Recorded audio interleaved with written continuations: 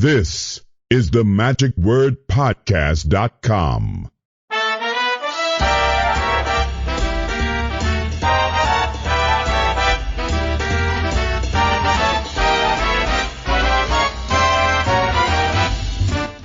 Hello, this is Scott Wells for themagicwordpodcast.com. This week's episode is brought to you again by the Friends of the Magic Word, and we would like to welcome a new friend of the Magic Word, Mr. Richard Olson. Thank you very much, Dick, for becoming a financial supporter of the Magic Word with your monthly pledge on patreon.com. And if others would like to learn how that you can also become a friend and help us with your financial support in order to help keep this podcast going for long into future years, hopefully, all you need to do is go to themagicwordpodcast.com and you can click on a tab there to learn how that you could become a friend and why it is that we could use your support now more than ever. Well, this week we're going to be talking with a member of the Illusionists, and there have been several iterations of this group, and this was the one in 2020 that I happened to see when they were coming through Houston, and I had an opportunity already earlier to visit with Jonathan Goodwin, who was the daredevil, the one who was doing the escapes, and that was just a great conversation I had, and I encourage you to go back and listen to that. I hadn't really spent a whole hour talking with an escapologist until that particular episode, but this week we're going to talk with Chris Cox, who is the Mentalist, and I find this really fascinating because, I really reached out. I didn't get to talk with him when he was here in Houston. We actually had to do a long-distance Skype conversation. So when I was recording this, I was very interested in learning how that he had developed his character and learning a little bit more about him because he's one of the most talented, creative, and dynamic and energetic mentalists that I have seen on stage. There are other magicians who have equal amount of energy, but I haven't really seen a lot of mentalists. Usually mentalists are more methodical and focused and more serious, and he seems to take his mentalism as being serious as well, but takes it in a gleeful way, maybe is the best way of putting it. And I really enjoyed his style and the method that he used for revealing the ending of his particular mystery each time that he performed. And just anyhow, it was really exciting, and I enjoyed the opportunity to see his show for the first time, and I know that he is someone that you're going to be hearing a lot from as the future develops, and I know you're also going to be enjoying a lot of the suggestions and advice that he gives you here this week. And in fact, as we were talking, he later said in the podcast, as you'll hear in this episode, that I've got enough information here. I think I can probably put together a lecture. So you get the beginnings of a lecture that he's going to flesh out, hopefully, and you'll be able to hear that somewhere down the road. So please welcome my guest, my friend here this week, Mr. Chris Cox, here on The Magic Word.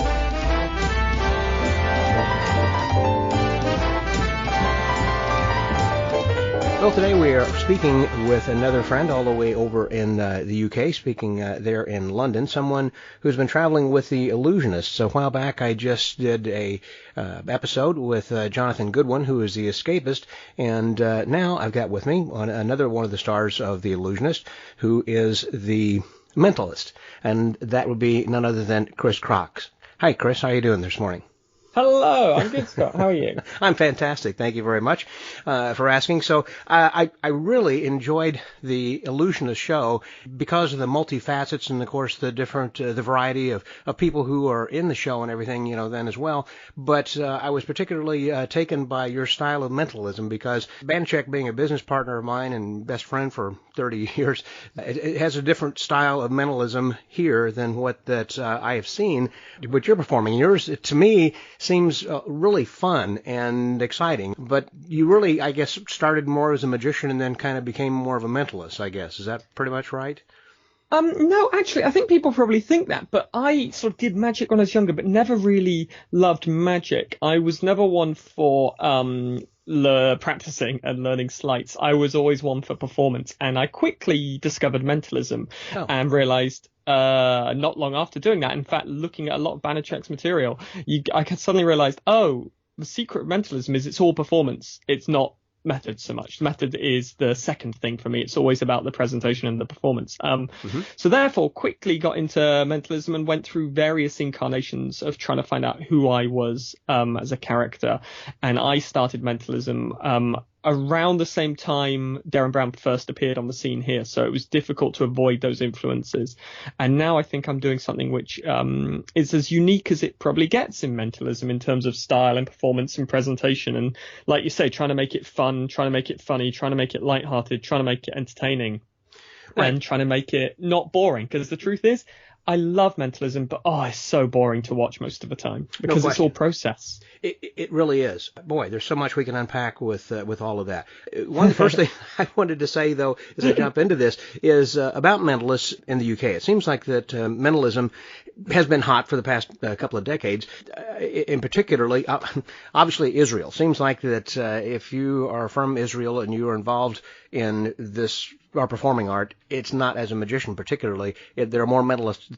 It just appears to me, there are more mentalists, in Israel. I think you're right. And then it just seems like that there are a lot of mentalists also who are in the UK. And I'm wondering if that's kind of because that, as you mentioned about Darren Brown starting to hit the scene back when you were getting involved as well, kind of like here, when Lance Burton was so popular after he had won the Grand Prix at FISM. So a lot of people wanted to be a stage magician, and they were dressing like him and doing bird act and everything. In other words, someone who is very popular, then it seems like that everybody wants to do that, and that's what I'm saying, is I was just wondering if Darren Brown was the influencer at that point.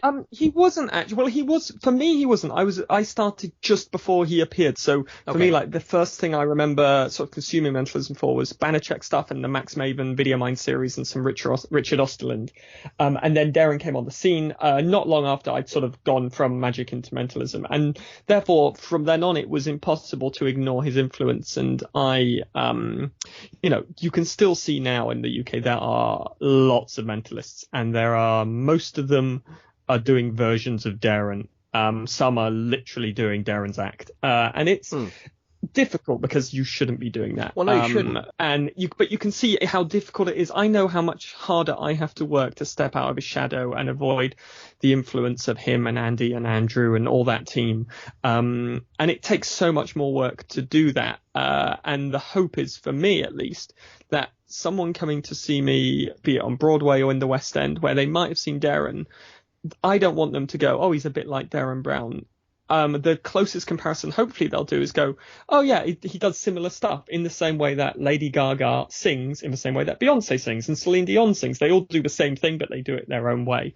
And I think, like you're saying with the Lance Burton thing, suddenly with someone becoming popular, people go, I should do that. And often I think they forget to look at themselves and what is it about me that makes me unique and me interesting and entertaining. And I realized quite quickly that I am not, I got into mentalism when I was 15, 16 years old. So me doing dark, serious brooding, I tried that. I tried the Darren-y thing early days, and you suddenly quickly realize, that's not who I am. And as soon as I found out who I was as a performer, and as soon as I stopped caring that I wanted people to believe that what I did was real, which so many mentalists seem to care about, it opened up a whole world of fun and opportunities to me. And hopefully, I find it enjoyable that I meet people at stage doors after the shows, and lots of children. And I've done a kids TV show in the UK with Mindreading, and kids say to me how much they enjoyed me in the show, and parents go, you were my son's favourite part. Clearly they're lying, but it's nice. But it's, the idea that mentalism can be enjoyed by children. If you think of most mentalism, you think, well, kids will get bored in it. And I didn't specifically create mentalism to do that, but the fact it does, I think, is it's kind of a testament to the fact that you can make mentalism entertaining and fun and funny and still mind-blowing. Well, you developed just a wonderful character, of course, as an Austin Powers type of a person, that character, and I'm sure you've been compared many times, that way. Yes, in fact, there's a bit in the show where I specifically do an Austin Powers-y thing just to sort of get it out of the way. I think you would have to. So do you have a group of people like Darren has, with others like Andy and others who are around and helping you with these ideas? Or, like you said, he has a team. Do you have a team? Yeah, depending on what I'm working on. The joy of doing a show like The Illusionists is you're with the team the whole time. And with that team, you're constantly fixing and refining your material and giving each other notes and taking notes on board. And you've got every night to do a show and make little changes. So people like Dave Williamson, Jonathan Goodwin, Paul DeBeck, they've all been invaluable.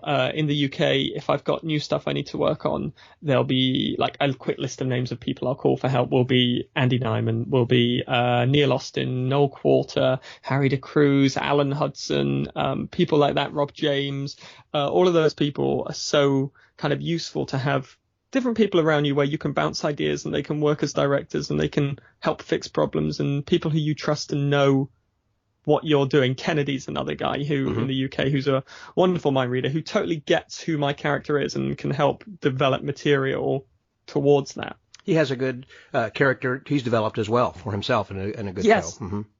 Yeah, exactly. And I think the thing with it is, you know, magic's a very solitary art form, particularly in the early days of it. And I am lucky that I work outside the world of magic. I work in the world of theatre a lot. And the collaborative nature of theatre has spread into what I do as a performer. And that idea of taking notes, taking advice, working out things, and whether you agree or disagree, working out whether you agree or disagree, actually working that out helps you define who you are and what works for you. Well, there's nothing like, obviously, regular work in order to make your work tighter, obviously. And that's the biggest problem with most mentalist magicians or performers of any type. I don't care whether you're a dancer or whatever. You need to have an audience, I guess. You can practice all that you want. Two things that you can't practice are timing and misdirection. You have to have an audience in order to do that, certainly, and also to make sure that this is going to be going over the way that you think it is. But mentalism, you know, I had written an article many years ago entitled "Mentalism is Boring," and for the most part, I've read the article. Did you? Okay. I did, and I agree. Yes, it can be so very boring, and that's why whenever that someone steps out and makes, I mean, it makes it exciting and makes it fun. You know, that's why that I can certainly understand why people meet you at the door, and particularly children, because you have a youthful attitude about it, and that you're not necessarily taking yourself as seriously, but in the end, you're just hitting them with a sledgehammer between the eyes. You know, it's like, what just happened there? You know, they're having so much fun and laughing and everything, as opposed to staying focused on where you're leading them down the path. I mean, they're just coming along for the ride rather than you leading them, you know? Exactly. And I kind of want that idea being the process has to be as fun as the end result. And there's a routine I do, which is sort of 12 to 14 minutes, where probably in that routine, I pack in enough material that you could fill an hour-long show with if you were doing a normal mentalism show. In terms of the amount of reveals and the amount of moments in it. But for me, it's about keeping that pace up. And I think that point is, you know, mentalism is boring because if you're just demonstrating a power, unless you've got the audience's root buy-in, it's really dull for them, and you're never going to get everyone's total buy-in, I don't think. And even with all the stage time I've got, I've been lucky enough to be doing this for a long time. I did my first solo show when I was 21. I used my student loan to go and do it in the Edinburgh Festival, and doing all those things have taught me just that simple, you know, it's an old adage of flying time. I think we worked out, I've played to nearly 750,000 people now, and shows like the Illusionists helped me do that. And the thing which I think it really teaches you, and that point you made that you can't learn this stuff without an audience. The thing that it taught me is that I know I am at my best when I am off script. And just ad-libbing and having fun with someone. And I know that all the greatest lines come from those moments, and then those lines go into my script. And therefore, by doing it, nothing can faze me anymore, in theory, because I've been through everything. And if I haven't been through it, I'll get to that point where something happens and I will come up with something, and then I've got an answer for next time. And that only comes from performing and doing it and listening to your audience feedback and friends and family that you trust to see whether they're buying who you are and what you're doing, and whether it feels, you know, any moment that's meant to go wrong to feel like, I think it purposely goes wrong to feel then go right. You kind of go, if at any point someone's not buying that, or it feels a bit eggy, then you need to work on it. And it's really difficult to know that yourself. Right. So you have to listen to people. You're putting yourself in that position. And a lot of times, I think that's part of the problem, is that why mentalism is difficult for some magicians, because magicians like to rely on a prop, whereas and that's why that a lot of comedians don't appreciate magicians, because they feel like they're relying on a prop. They're a prop comic is the way they look at it.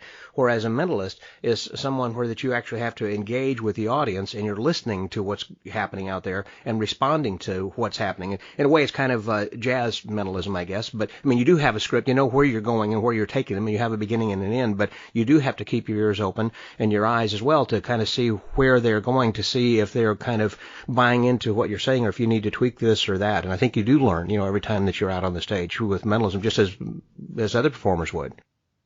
Yeah, it's totally true. I think for me, I realized the secret to that is having a structure. So you've got your beginning, your middle, your end, and you've got your script that you go to, and you know your moments where you can go off and have fun and then come back to where you need to go. And particularly in a show like The Illusionists, I have to keep to time, and I pretty much bang on every night on the time, despite it, in theory, being anything can happen at certain points. And having those structures which then allow you to play are really important in allowing your audience to feel comfortable in the moments that you are playing with them. And it also creates an excitement, right? Because that stuff is happening just for you. Now that we're talking about this, that reminds me back again the conversation that I had with Jonathan, in which that he had realized early on that he needs to listen to the audience to see what it is that people are willing to accept as believable. In other words, that if he's going to be getting into something, will he be able to get out? And to what degree, I guess, will they accept that, I guess what level of risk that he's willing to accept and that they're able to believe that can actually happen, and likewise, from what I'm hearing, what you're saying then is that you're looking to see what level of mystery that people are willing to believe that you have a power or something without you actually explaining your power. And certainly you don't have any, one of the questions all the time mentalists always talk about, of course, is disclaimers, and there's no reason for that, and you don't, and you're just jumping right into it. You're working for real people, and that's not really something that's important as far as disclaimers, but you do know what your powers are, Austin Powers, what your powers are. When I was talking with Bob Cassidy and others, that they always are saying you need to know what it is. As long as you have that internal script of what your power is, the audience recognizes what that power is without you saying it. You know what I'm saying? Yes, that's really interesting, actually, because I've not really thought along this process for a while, but you sort of hit some nails on the head in that I, for years, and I still do on my website and in corporates and stuff, my shtick is I'm a mind reader who can't read minds. I can't read your mind, but I can make you think that I can do it through all sorts of different techniques. And I used to say that in The Illusionists, and then I sort of realized it's in a show like The Illusionists where you just come on, you do your bit, and then you go off. It's just it just slows people down a little bit to go, hi, I'm a mind reader who can't read minds. Let me quickly explain what that means. It all became it slowed things down for me. Mm-hmm. And what I liked about that is all my disclaimers are in there that I believe no one can do this for real and I'm tricking you. And if you know that I know that you're tricking you and you know that I know that you know that I'm tricking you, then you can hopefully just come along for the ride and enjoy it, because the weird thing with mentalism is it is the form of magic that people think could be real. And I'm not bothered whether people think it's real or not. I'm not trying to, if they want to think that, great. If they don't, if they want to think I'm just doing tricks, also fine. I just want them to be entertained. So now I just say, I'm a mind reader, but everything about my character, the way I do that, the pace that I come on, the music, the lighting, the jumps that I do, it sort of sets the tongue in the cheek to some extent. Everything about who I am and my ethos makes you go, okay, I get what we're doing here, what we're all playing together with. And then I go on to say mind reading works for me when I make physical connection with someone. Mm-hmm. And then all my bits in the show are loosely based on physical connection, which is a lot of stuff I'm going to have to change once we eventually get back on stage. Well, that's true. Now, I had forgot about that till you mentioned it, that it's something like you're licking something, or that they... Yes, yeah.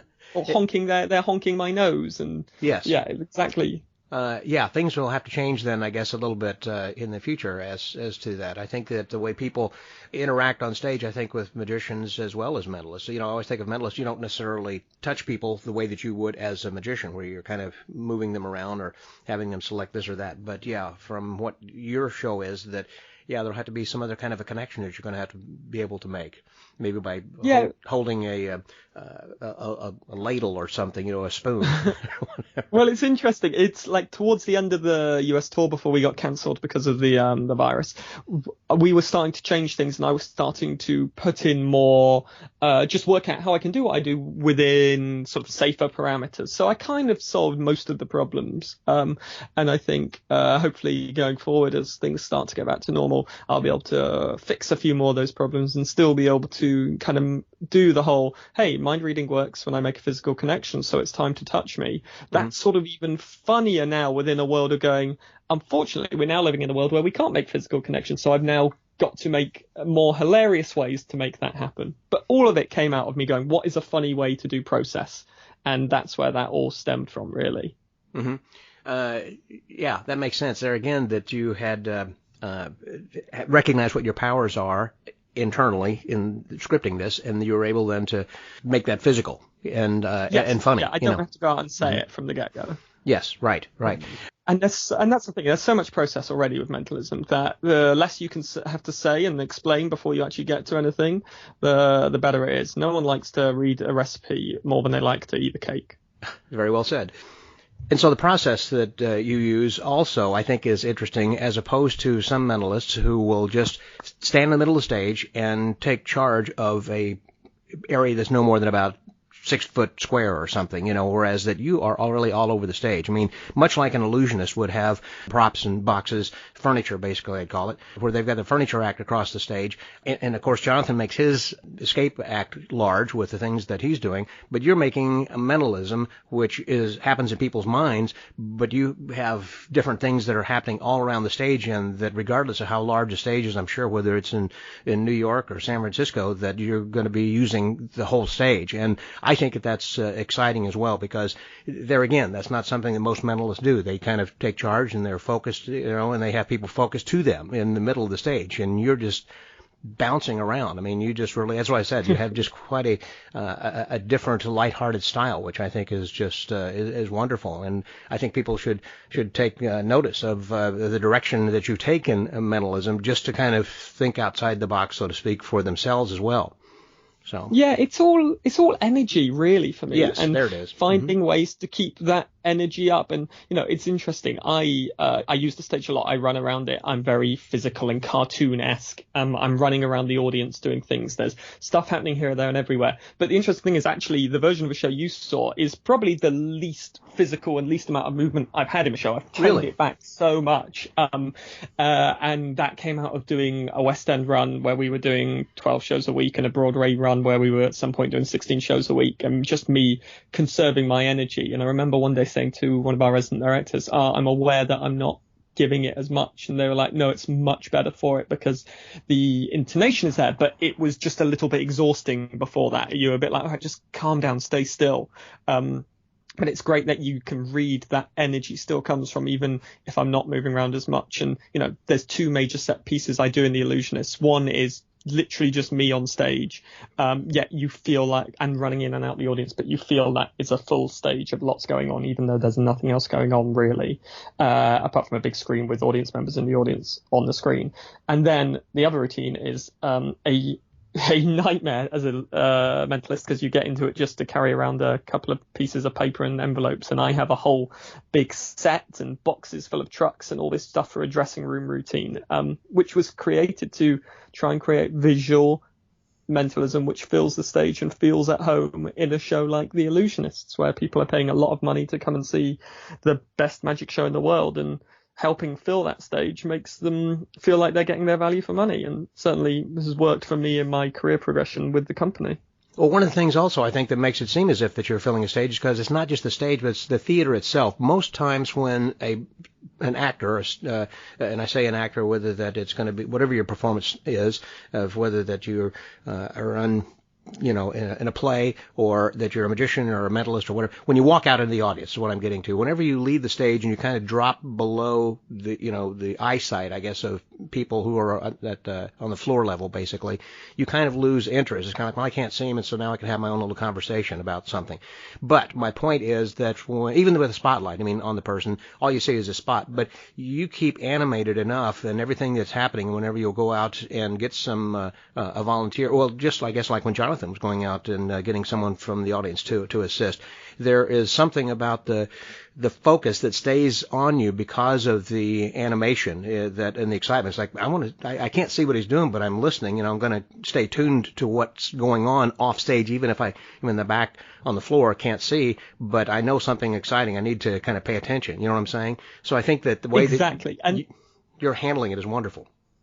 That's very kind. And you're right that there's two things that can happen when someone goes into the audience. You can either not care, or suddenly you can care more than ever. And suddenly there's an excitement because the fourth wall is broken and he's out here and he could pick me, and I don't want him to pick me, and he's over there and he's moving. Like that sudden change of excitement and change of energy is the thing to strive towards. And if you, like you say, you can do it, and you just need to sort of give it some thought and go, okay, how do I keep everyone's attention and make it more exciting when I come out into the audience to have fun with them? And kind of those things I realize I say a lot is to have fun with them and to play with them. And that's what I do. That's probably the ethos of everything that I do. And I haven't really realized this till you've just made me say it, that I'm not there to read minds. I'm there to play with people and to have fun with them. And that's obvious. I think, at the end of the day, and the end of the show, whenever the people are coming by, from children to grown, older adults who are just saying, wow, it was outstanding, and particularly loved your show. They're shaking hands with everybody. But David Williamson has been a longtime friend, and what I think is interesting for those who do know David and his style but have not seen you, let me just say, I think that you almost overshadowed David, and he's the one who... No, that's a lie.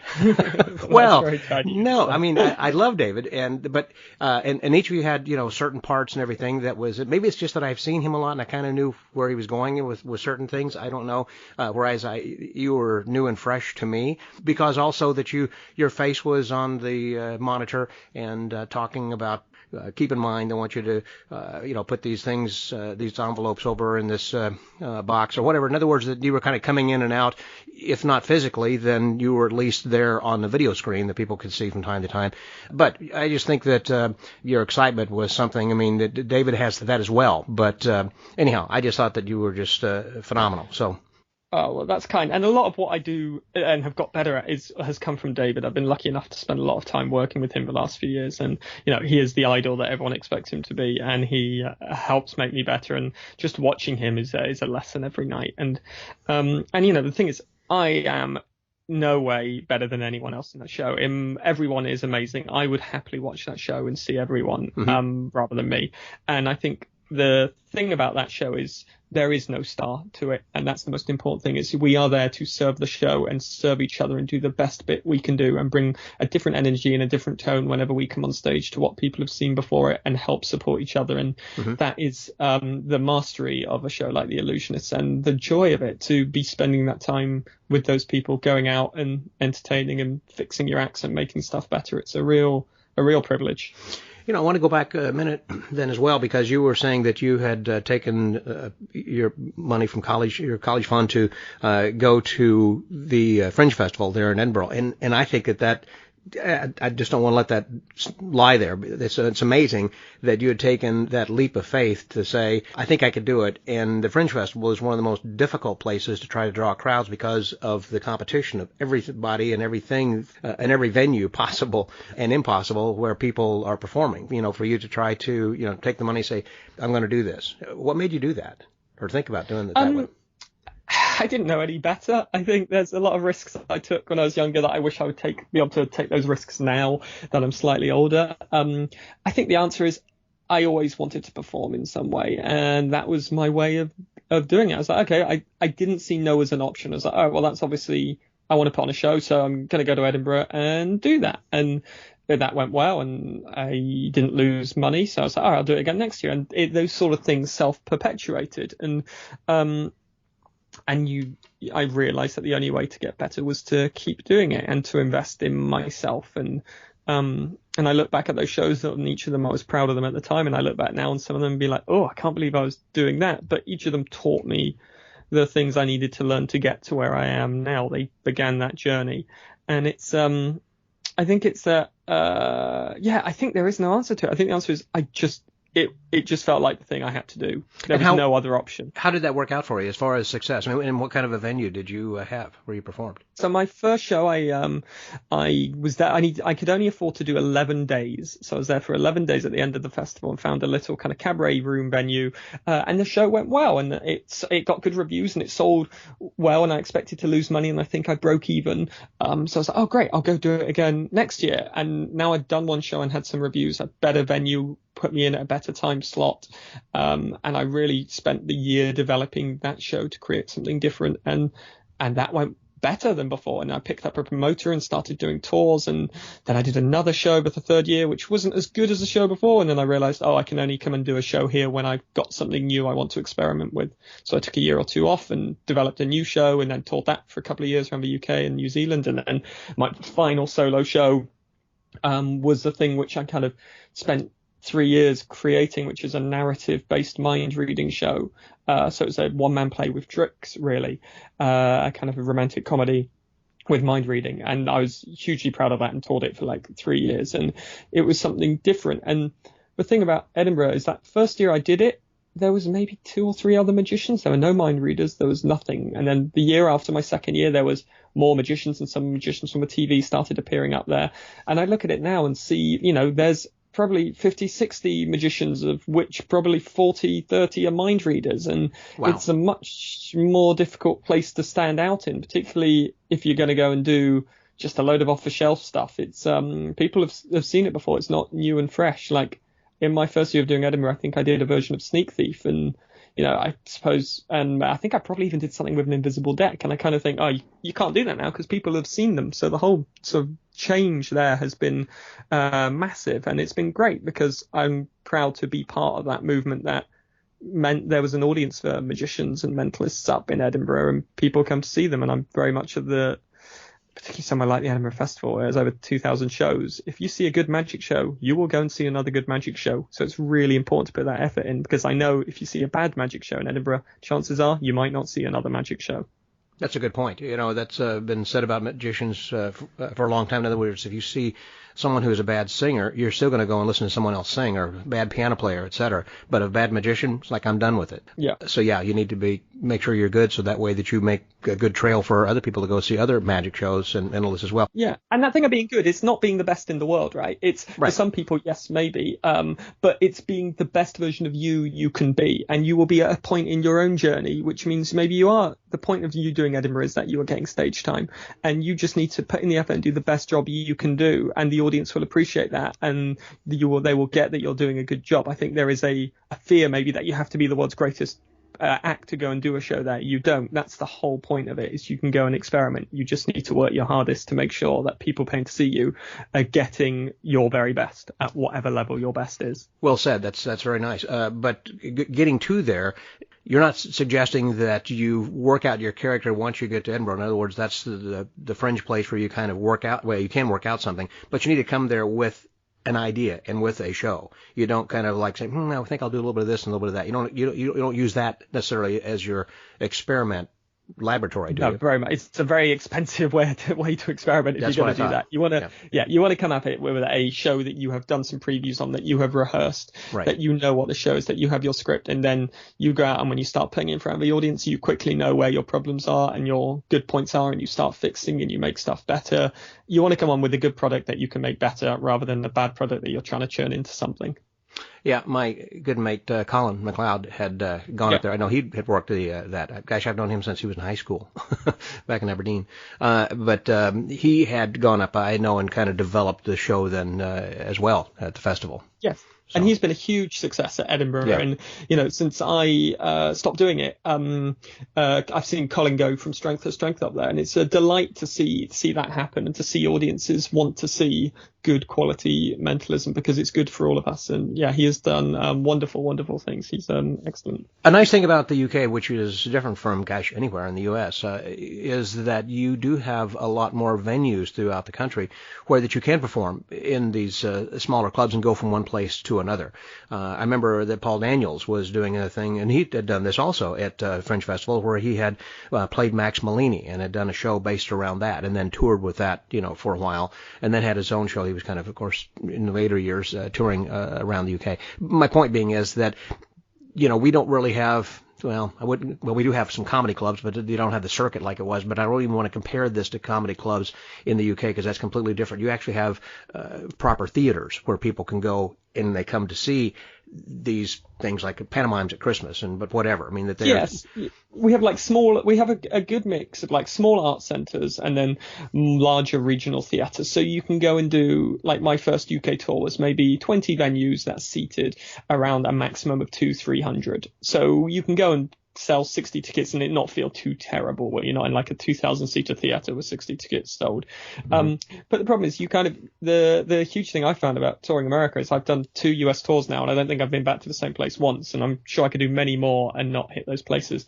There's a pros and cons within both worlds, and I think there's probably not the circuit in America of smaller regional venues that you could go and do a easy tour, but there are enough smaller venues from what I've seen, and I could be, please correct me if I'm wrong, where you can rent a small little black box theatre space, which is what we call them here. I think they're probably the same. Yep, they're black box. Like, yeah. Mm-hmm. Yeah. And put on a little run of shows, and that thing of like, that is a great thing to do. That's what I did early on, and because I didn't know any better, where now I'd be worried about doing such a thing. But those little places are the places to find and slowly start to build a little following, and for people who want to come and see you. I know, like, Eric Dittelman runs a great night in somewhere in New York, which is a kind of little sort of comedy club style setup, but people can go out and try new material, and he always gets good audiences for it. So I think there's a lot of to be done, but you kind of have to put a bit of work in. You do, and there again, like in Eric's case, of course, being in the city, that New York does have a lot of places, just as Houston has a lot of little pocket theaters as well as larger venues as well. But I'm just saying that these are kind of few and far apart, whether it be, you know, Chicago, New York, LA, you know, and Denver, a few other larger cities. But if you're touring around, you can find those little places to kind of get started. But for those who live in more rural America, or in other countries, in rural areas, it may be further away for you to try and find some theater where that you can perform for a few weeks or a month or something, you know, to kind of take the time to develop your show in a 60-seat theater, for an example, and try to work out the show and also learn about the marketing. I mean, there's so much, it's not just the show, but when you're going to be doing it yourself and you're getting started, that you need to put butts in seats, and how do you go about doing that, you know? It's like 2 other jobs before your actual job of doing the show, and exactly. I am incredibly lucky to do the Illusionists, which is as close to having an office job as you can get, in that I don't have to worry about marketing and how many tickets are sold. I can just turn up and do the show, which is a delight. But here's the thing I think, which people should remember, is that we're talking about doing these shows, and it's like, you should only do a show if you want to be on stage and are comfortable being a stage performer or a cabaret performer. Not because you think that's the thing to do, because you might be able to earn a bit more extra money at gigs or something, because you can upsell onto a 15-minute stage show. If I get offered close-up gigs, I turn them down, because I'm no good at them. It's not what I do. I'm a stage performer, and I say, go and speak to these people who are excellent at what they do and do a much better job than I could ever do, because I know where my limitations lie. And I often see people who do close-up then say, oh, I'll just do stage, and literally just do their close-up set on stage, or not have thought about how their close-up performer works as a stage performer and commands an audience. And I think it's really important to put the time and effort into developing that and doing that if it feels something that you're natural and comfortable and want to do, rather than doing it because you feel you should do it. I think often magicians will just go, oh yeah, well, I should be doing stage stuff, without actually really thinking, do you want to? And if you are going to do it, what is the difference between your close-up act and your stage act? Yeah, that's true. So you don't do walk-around mentalism. In other words, you wouldn't... No, Yours is just strictly stage. Yeah, strictly stage or cabaret or kind of like corporate events. It's people sat quietly facing the front watching me. That's my ideal audience. Okay. But that's true that there are a lot of mentalism effects more and more that are being marketed to the close-up, almost like a restaurant worker or someone who is working cocktail parties or weddings or whatever, where they can do some mentalism and kind of really add that to their magic or just exclusively do walk around mentalism. Are there things that you do that you think kids get better than adults or vice versa? It's interesting you say that because here's the thing. I did a kids magic show in the UK for a children's BBC, the UK's biggest children's channel, and it was a short little online thing, and there's some stuff I'm proud of, some stuff I'm not, and we basically had 2 weeks to develop the show and 1 week to film it, and it was a good example of what you can do with no budget and no time. But because there was no budget and there was no time, what I really did is I sort of took material I'd done in shows and corporates and cabarets and stage performances and solo shows and some cruise gigs and sort of just did them with slightly different twists. And what I realized in doing that is actually you don't need to create kid material and go, oh, this is a trick just for kids, or you can do your normal material and make it child friendly, just in how you present it and who your character is and what you're doing with it, and therefore they get strong, impactful, intelligent, thought out mind reading, but something that is accessible to them. I think in the UK there's a wonderful pair called Morgan and West who have mastered the family show, and not dumbing it down. And I think I think the thing is, there's no kids magic trick with mind reading. It makes it bad if you just do kids mind reading, if you think of it like that, because you won't be doing good stuff. But just finding ways to make it accessible to children makes it much more fun. Like I did a thing with a hidden object bit, and we were with a load of kids in like this forest camp school that was being run, and we got them I made this sort of big stupid deal out of the fact that I still have my own teddy bear even though I'm a fully grown man, and got a group of them to go and hide it and a group of them to guard me while they hid it, and then I had to go and try and find the bear and kind of just go, that's just a classic mentalism plot, but just made it accessible and understandable and fun to them. Yeah, so you're really just taking, a standard mentalism effect and applying it for youth. Yeah, exactly that. But you treat them like adults also. Exactly, yes. Treat them like adults. I think that's true, that kids really are a lot smarter than what some adults will give them credit for, thinking, well, I'm not going to do mentalism for kids because they won't understand. I want to do something flashy, like a birthday party is going to be, clown-like with colorful silks and fast and to the point. But I think that for the most part, children are getting more and more intelligent, certainly, and they are able to follow along with what's going on if you do a mentalism effect, and they understand what's happening then at the end. And if they don't understand, the onus is that you've either picked the wrong effect or you've not explained it enough to them, and you haven't thought about it enough. There are definitely things they would not understand, like a convoluted kind of burglass-esque, you did this and then you did that, and now you're going to sit over here and now pick one of those 4 envelopes, now stand on this chair, but you didn't want to stand on that chair, so you go, like, all of that is, half an adult audience would get to the end and go, right, I'm applauding, but I don't really know why this is impressive now because I lost my way. But like a very simple 3-phase chair routine involving stuff that they recognize in colors and stuff, they would love that. That works perfectly if you make it simple and understandable and straightforward, which is kind of a good rule for mentalism. Is just make those plots and narratives really easy to follow, even if you're going to chuck a load of different bits of process at it. Well, you got loads of really good advice. Have you actually done lectures or gone out to conventions and shared your knowledge? I did one a long time ago. I did a thing from Noel Britton asked me to for International Magic Convention where I looked at a trick which is the dressing room trick. You'll have seen me doing the Illusionists and looked at the various incarnations from the very first idea of that trick to where it became. And then I did a little thing for the Magic Circle, like a little 10-minute talk about, I used to be a radio producer in the UK and the things I learned from radio which have influenced my magic. And now obviously I'm not performing and I'm missing that. I'm actually starting to think about what would I lecture on, because the truth is I think, I've probably not got anything to say. And then I start talking and go, oh yeah, maybe someone would find that interesting. And I've started doing some consulting as well and working with people on developing their acts and kind of helping grow them as performers, which I've really been enjoying. So I think it's something I'd like to look into more. Well, you have a lot of people over there, as I just talked about earlier on in our chat, about how that there are magicians or mentalists, a lot of mentalists over there. I know, Luke Germain and so many guys, like say Kennedy and others who are there that you can consult with and come up with some good ideas. I attended many years ago with Banachek a mentalism convention called the Asylum with Spiros Malaris. Had done a one-off kind of a thing, and that was, over 25 years ago or so. So, but I'm assuming that there still are other mentalism conventions that they have in the UK. Yes, I think there's probably a handful of them, and I think magic and mentalism are so entwined as art forms. As you kind of, I think only recently at the session they started. Luke Germain does his event day, which has now become a spin-off of its own convention because it's become so popular. Mm-hmm.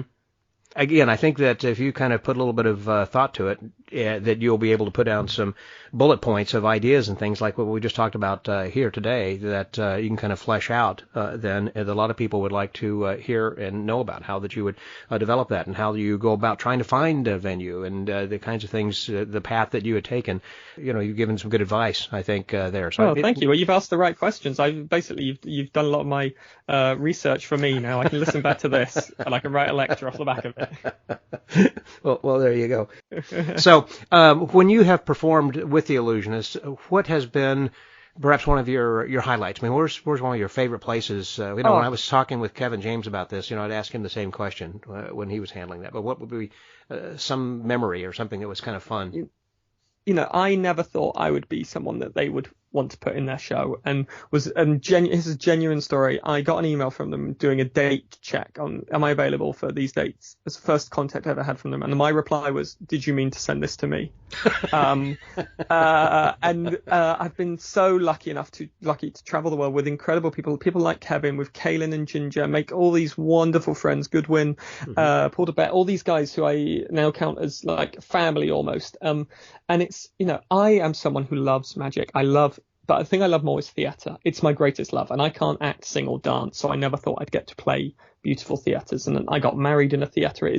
My favourite thing is sat in a theatre watching something. It's through my veins. And to think I've done 3 West End runs now, to think that I got to play the Neil Simon Theatre on Broadway, which weirdly was the first theatre I saw showing on Broadway. I saw Hairspray there when that opened, and then got to play it, to spend a Christmas in Australia playing Sydney Opera House. And there was a moment every day where I would walk from backstage round to front of house to do an entrance in the audience, and Kaylin and Ginger would be coming the other way, and we'd stop and we'd have a chat on the stairs of Sydney Opera House. And in between matinees and evenings, there would be a sunset just starting to happen, and we'd look out the window and you just go, oh my goodness, how is this my job? How lucky I am to get to do this. It's,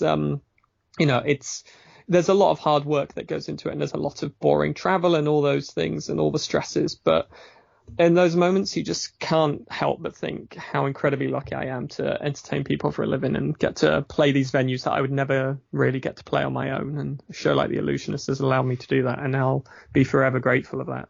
Yeah, that's true. I understand where you're coming from there, and you have just begun your journey when you're talking about Kaylin and Ginger, that I know that they have had quite a journey and different, had their own theater there in Reno, and of course traveled and done a show with Jeff Hobson, moved from here and there, and so anyhow they've had a journey, and they've still got a lot more to do, and they are just phenomenal. I love them, and good friends. But what That's is one your of my favorite humans. Things like you talk about Hobson there, like, I remember standing on stage at Sydney Opera House, which was where Hobson started the Illusionists, and 7 years later he was sat on that stage, and I was watching him on his last performance for the Illusionists, just looking at him in the finale, sat on his stairs in his position, and just going, wow, what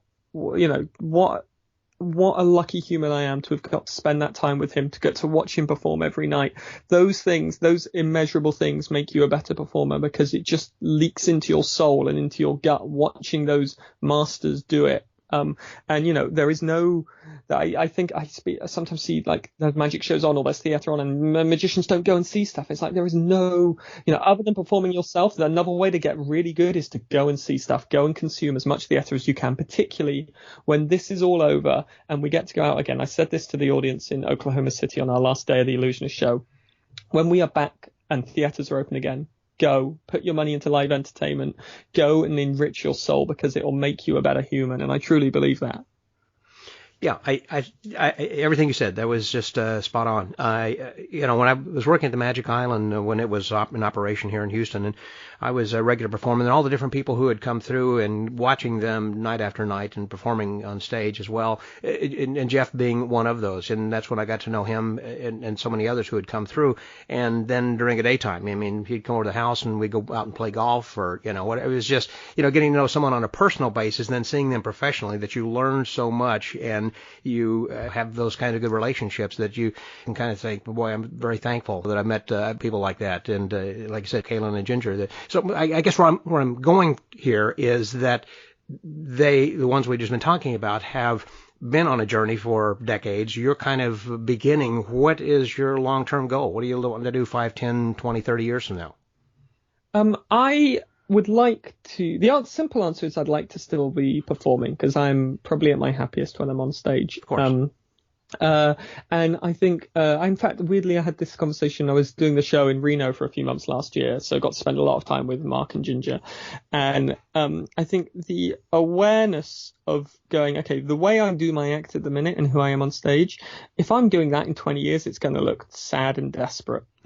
So the awareness of having to constantly refine and change my character. And David Williamson's a great example of this, in how he has changed who he is, but kept the ethos of what makes him amazing as he's grown older.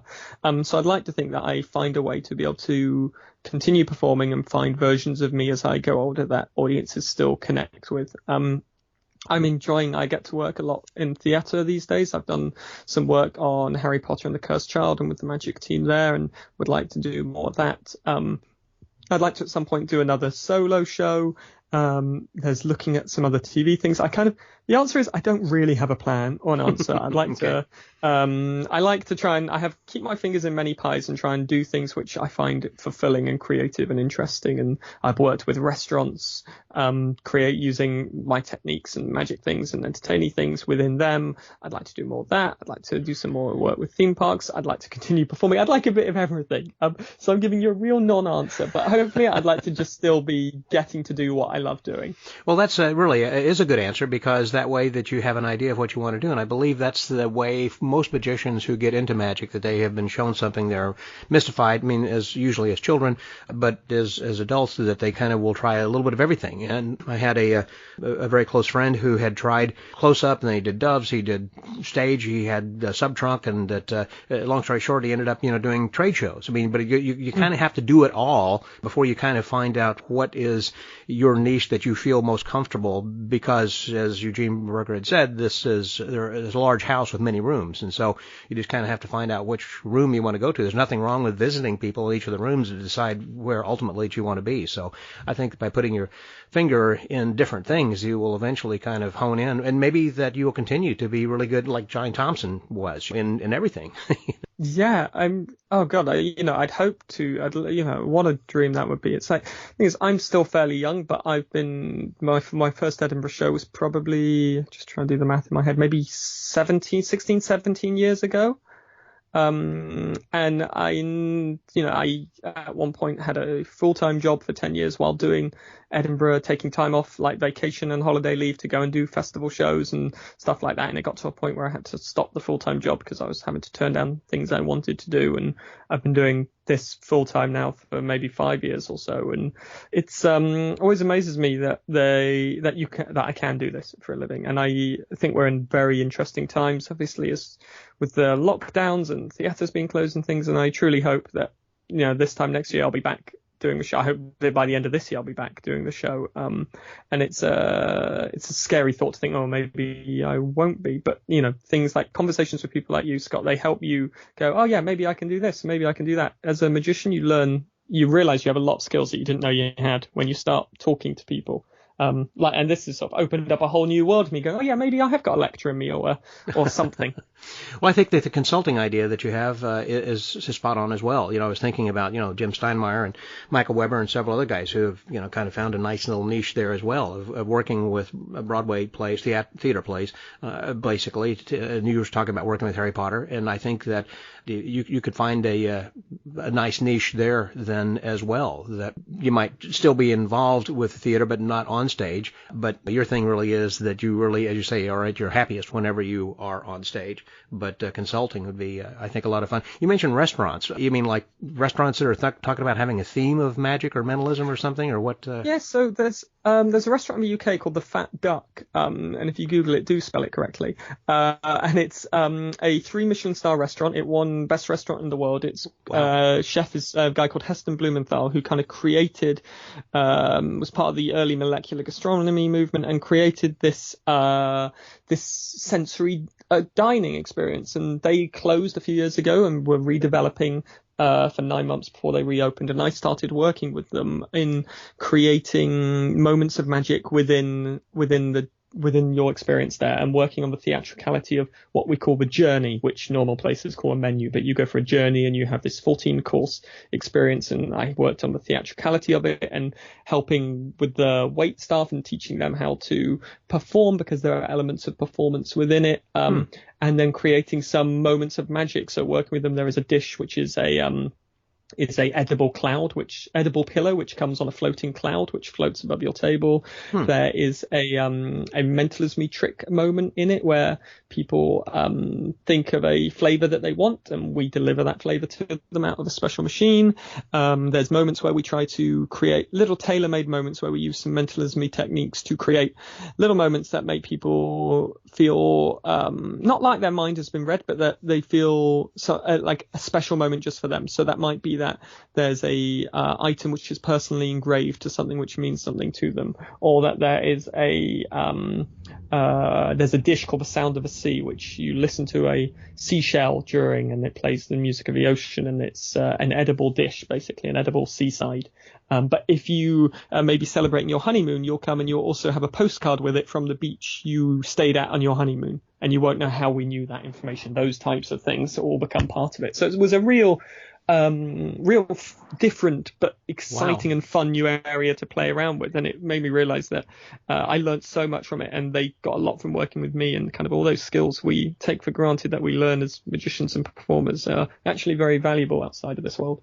Well, I had never thought about that. I understand what you're talking about, but that really is more of a theatrical thing, and certainly a full experience. So when you're going to go to a restaurant like that, it's not just going and having steak and potatoes at a place, or hamburger or something. There are only a handful of restaurants like that in the world. It's like ridiculously expensive, and people go for, you're there for 4 hours, and there's like Alina in Chicago maybe which does something similar.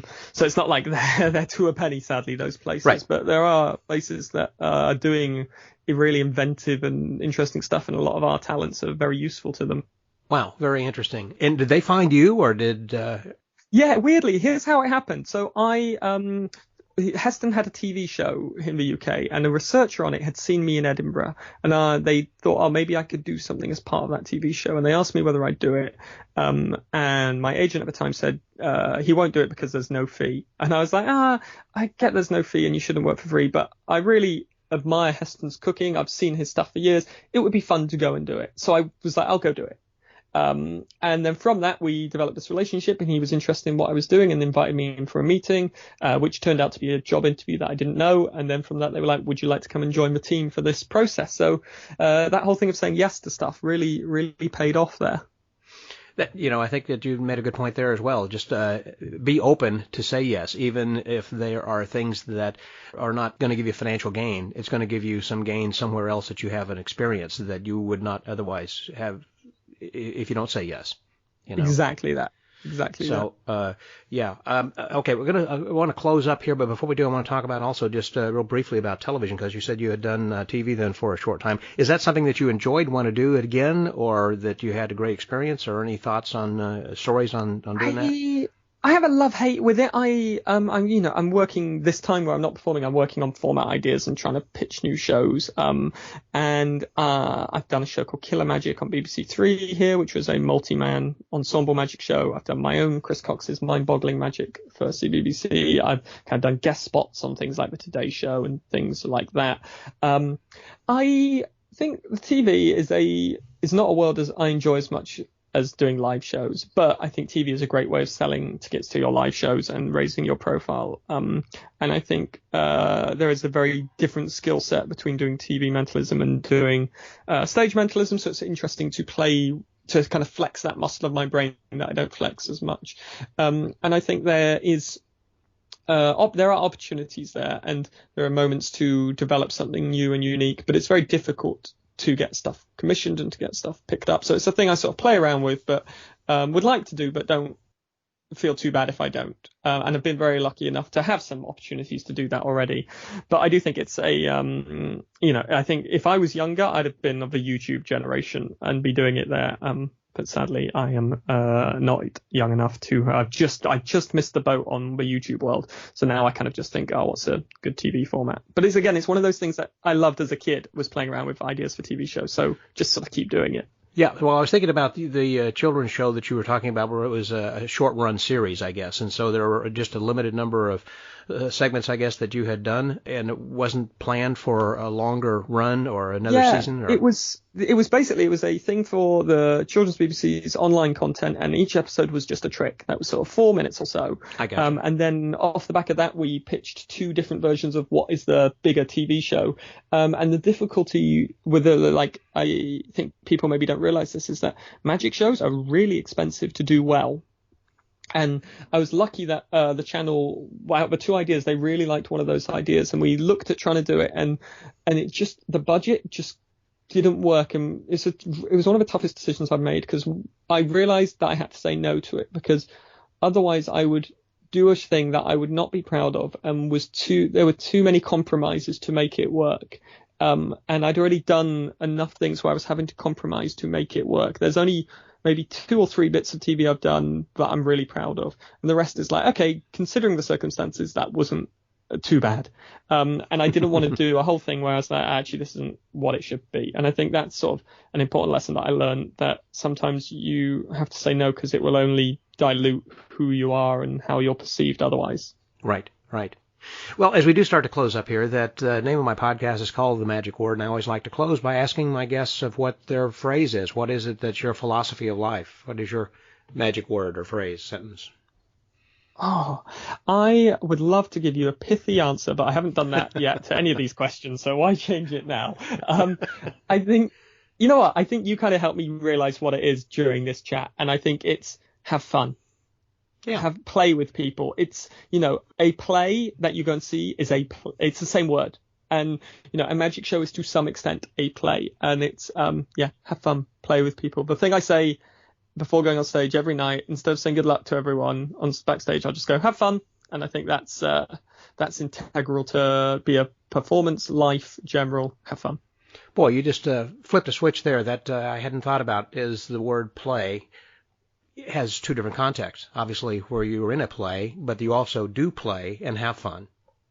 Yeah, it's the exact same thing. I learned that from I believe the greatest actor of our generation is a man called Mark Rylance, who recently has become famous because he won an Oscar, but has been a stage performer in the UK for years. And there's a play he did called Jerusalem that I saw way too many times. I took Tim Minchin to see it. If you're aware of his work, I took Penn from Antitella fame to see it. And I remember Penn the next day sending me an email saying, thanks, that kind of changed my life. And I consume everything I can of Mark Rylance, particularly interviews. And he was doing an interview about this performance in the play Jerusalem, and that was something he talked about, is that the playfulness of it. And I was like, yeah, it's so true. And it's that he talked about how even in a play he would look in the audience and he'd never break the fourth wall, but the play was set in a woods, and he would look out and be like, if he heard some rustling from an audience member, he'd be like, oh, there's a little badger over there, or there's a hedgerow over there.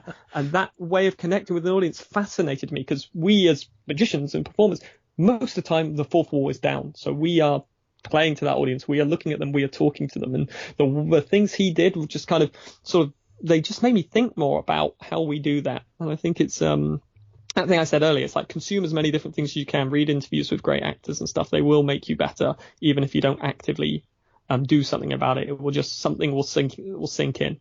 Good advice. Good advice. That sounds great. Well, Chris, thanks so much for your time. This has been just a wonderful chat. It's gone by so quickly.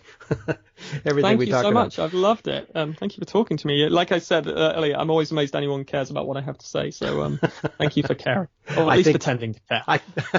I'm sorry. What did you say? I wasn't listening. So for the Magic Word Podcast, that was Chris Cox. This is Scotty out.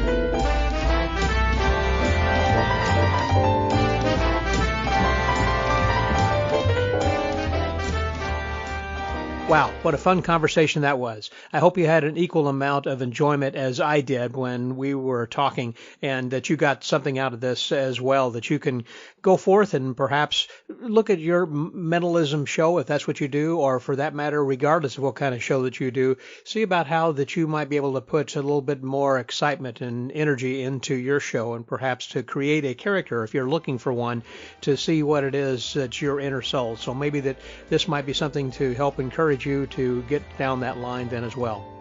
So until next week, stay well, get booked, and remember that, as Shakespeare said, all the world's a stage and all the men and women merely players. So go out and play and have fun. This is Scotty out.